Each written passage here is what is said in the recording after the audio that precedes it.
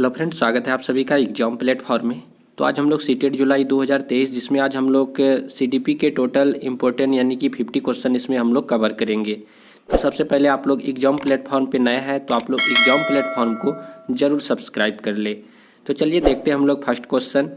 किशोरावस्था की अवधि जो होती है वो कितने मतलब कि एज का होता है वो आपको बताना है। तो ये जो है 12 से 18 वर्ष का जो उम्र होता है वह जो है आपका किशोरावस्था का काल कहलाता है। उसके बाद सेकेंड है, बाल विकास को सर्वाधिक प्रेरित करने वाला प्रमुख घटक कौन सा है। तो खेल का मैदान जो है ये बाल विकास को सबसे ज़्यादा प्रभावित करता है। क्या? खेल का मैदान।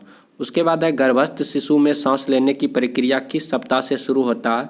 तो यह जो है 16 सप्ताह से जो है यह क्या हो जाता है, यह गर्भस्थ शिशु में जो है सांस लेने की प्रक्रिया वह शुरू हो जाता है। चौथा क्वेश्चन है, शैशवावस्था की मुख्य विशेषता क्या नहीं है। तो चिंतन प्रक्रिया जो है ये जो है शैशवावस्था की मुख्य विशेषता नहीं होती है। कौन सी? चिंतन प्रक्रिया। उसके बाद आगे है 5 नंबर पे आपका लॉरेंस कोहेलबर्ग जो नैतिकता का जो आपका जो है सिद्धांत दिया है, लॉरेंस कोहेलबर्ग साहब। तो इसके बारे में यहाँ पे पूछा जा रहा है कि लॉरेंस कोहेलबर्ग के विकास के क्षेत्र में शोध के लिए जाने जाते हैं। तो यह कौन सा सिद्धांत दिया है?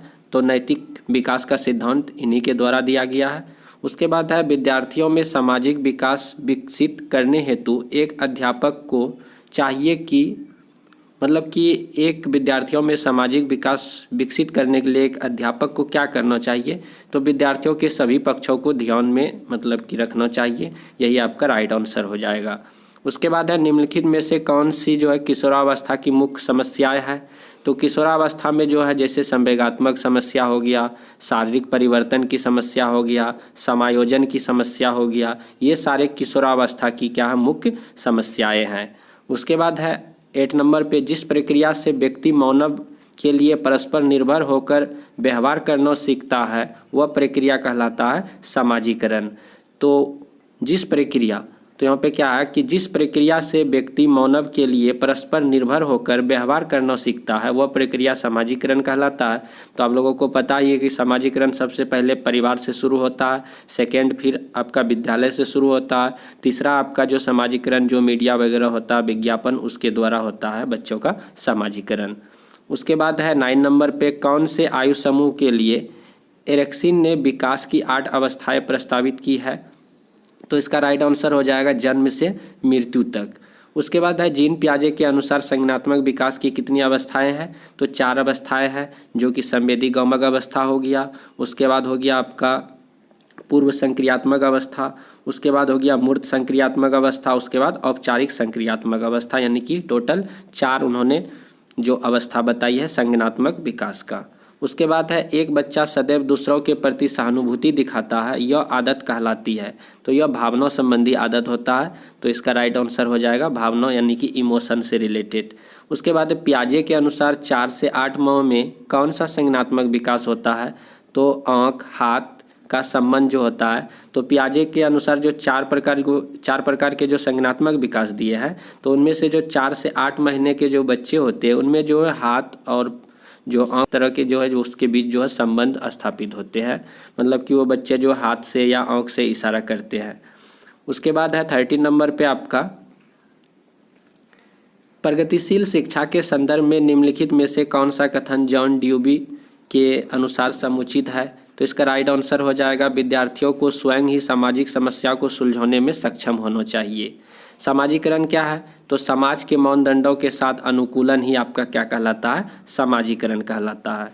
उसके बाद आगे है आपका 15 नंबर पे, पियाजे के अधिगम के संज्ञानात्मक सिद्धांत के अनुसार वह प्रक्रिया जिसके द्वारा संज्ञानात्मक संरचनाओं को संशोधित किया जाता है स्कीमा कहलाता है। बहुत ही ज़्यादा इंपॉर्टेंट क्वेश्चन है कि पियाजे के अधिगम के संज्ञानात्मक सिद्धांत के अनुसार वह प्रक्रिया जिसके द्वारा संज्ञानात्मक संरचनाओं को संशोधित किया जाता है स्कीमा कहलाता है। आपका राइट आंसर हो जाएगा।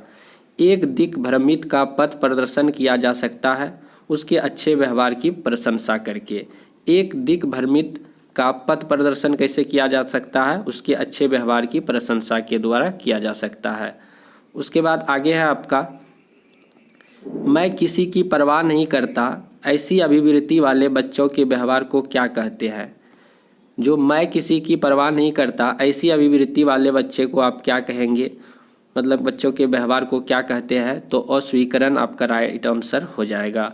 कक्षा में ऊंचा सुनने वाले तथा कमज़ोर नज़र के छात्रों को बैठाने चाहिए आगे की पंक्ति में।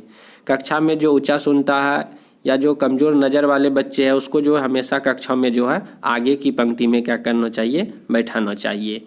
व्यक्तिगत विभिन्नताओं का क्षेत्र है लिंग भेद, शारीरिक संरचना, मानसिक योग्यता, ये सारे क्षेत्रों में व्यक्तिगत विभिन्नता पाई जाती है। लिंग भेद हो गया, शारीरिक संरचना हो गया, मानसिक योग्यता हो गया, इन सारे क्षेत्रों में लिंग मतलब व्यक्तिगत विभिन्नता देखा जाता है। उसके बाद है आपका आगे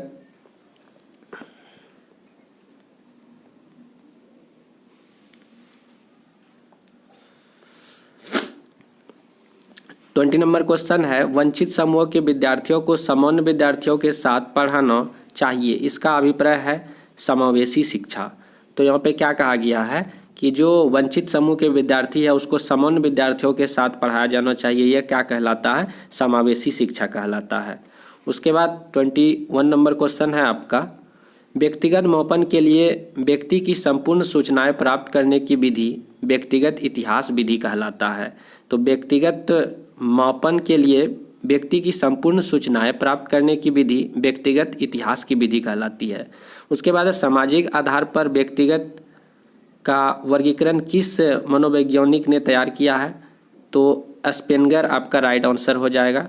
उसके बाद है अत्यधिक वाचाल प्रसन्नचित्त रहने वाले तथा सामाजिक प्रवृत्ति के धनी व्यक्ति का व्यक्तित्व होता है बहुमुखी, आपका राइट आंसर हो जाएगा। उसके बाद है हिपोक्रेटस ने किस आधार पर व्यक्तित्व की वर्गीकरण किया है, तो कफ पित्त। तो इस वीडियो पे हम लोग इतना ही क्वेश्चन कवर किए। उसके बाद जो रेस्ट आर बचा हुआ तो हम लोग जो है सेकेंड पार्ट में इसका जो हम लोग सारे क्वेश्चन को कवर कर लेंगे। तो चलिए मिलते हैं हम लोग अगले वीडियो पे। जय हिंद, जय भारत।